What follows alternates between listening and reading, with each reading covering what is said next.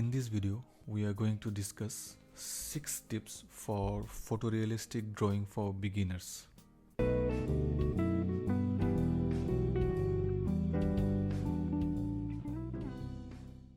Hi, this is BD and welcome to my channel Novice Artist. Before we move on, let me mention that as long as you are getting the desired result, no method is a wrong method. So whatever I am discussing in this video that may not match your method, but that doesn't mean that your method is wrong or my method is wrong. Whatever points I am going to discuss, this actually works for me. So let's start. Tip number 1. Get a properly exposed reference photo. Now that's very important because if you get an overexposed photo, what will happen is that the lighter areas, the lighter shadows will not be visible. That is, all the varieties of the lighter shades will not be visible. And the same thing can be said about the underexposed photo. If you have an underexposed photo, the variety of shades, the variations in shades in the darker area will not be visible. So it's always very important to get a properly exposed image. Point number 2. Try to draw an accurate layout of the image. Now there are many artists who can accurately draw an image just by looking at it. But I personally use a scale and a proportional divider for drawing the layout. And there are 2 reasons for that. First reason is, if I don't use the scale and the proportional divider, I may draw an image which is just like the image that has been given to me, but that may not be the exact replica of the person. So if the person sees my drawing, he may say that okay, this drawing looks like me, but this is not actually me. So in that case, I use a scale and a proportional divider and try to be as accurate as possible. Second reason is, if I don't use these tools, then I may miss the subtle difference in moods. So like this drawing. So if I don't draw an accurate layout, I may entirely miss the mood of the person. So I may draw a generic eye of the person or a generic nose or lip of the person, but the subtle difference in the eye may change the mood. So that's why I try to use some tools for that, for proper layout. Tip number 3. Get an overexposed version and an underexposed version of the image. Now you may say that you are taking a U-turn whatever you have said in tip number 1, but let me explain. If you get an overexposed image, you will be able to see the variations in the darker side. That is, if you have a properly exposed image, some portion will look dark, but if you get the overexposed version of that, you will see that at that darker portion also there are various shades of darkness. The same thing can be said about the underexposed photo. If you have an underexposed version of the image, then you will be able to see the brightest spots in the image.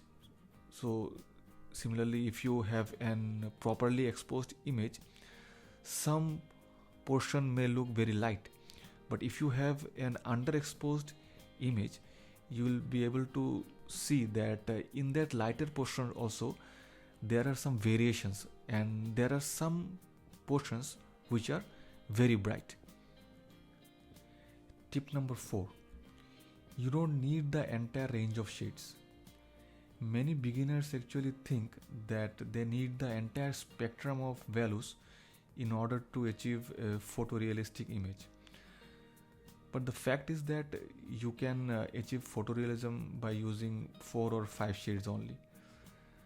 I generally start from a very light value 4H, and then when I grow the layers, I go up to 4B maybe. But I refrain from using the darker shades like 6B and 8B as long as possible. The reason is that if you use those shades, then you have the graphite shines, then that doesn't look nice on photos. Obviously, if you are using charcoal pencils, then you won't have these problems. If you use carbon pencils, then this problem is minimized, but for graphite, you can see the shine when you use darker pencils like 6B, 8B, or in 4B also, but in 4B the shine is a bit less, but for 6B and 8B is very large, and it is very bad if you see that. Tip 5: skin tones. Now, many people believe that in order to draw a fair skinned person, you have to use very light values. So, what they do in many areas, they either use very light values or no values. But remember that if you don't put any value in an area, that area will look very, very flat. Yes, in your drawing, you may have some areas with no values, but make sure that those are the brightest spots or brightest areas, and the area of the region is very, very small. Now, regarding darker skin tones, there is a misconception that you have to use very dark values. Here also remember that what matters is the contrast, not the actual values or not the actual shades. You can have a high contrast using a 4H HB or a 2B pencil. You don't have to go to 6B or 8B to show that this is a dark skinned person. So use the values properly. Don't get overboard with very, very light values, or also on the other hand very, very dark values. Read the skin tones well. And lastly, tip number 6: have patience. Pencil is a time consuming method. It will take a lot of time to complete a drawing.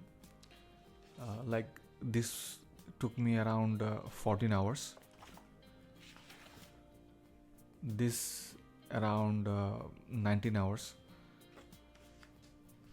So don't rush with your drawing and focus on every aspect of the drawing. There may be some occasions when you feel that it's not working. This happens to me also.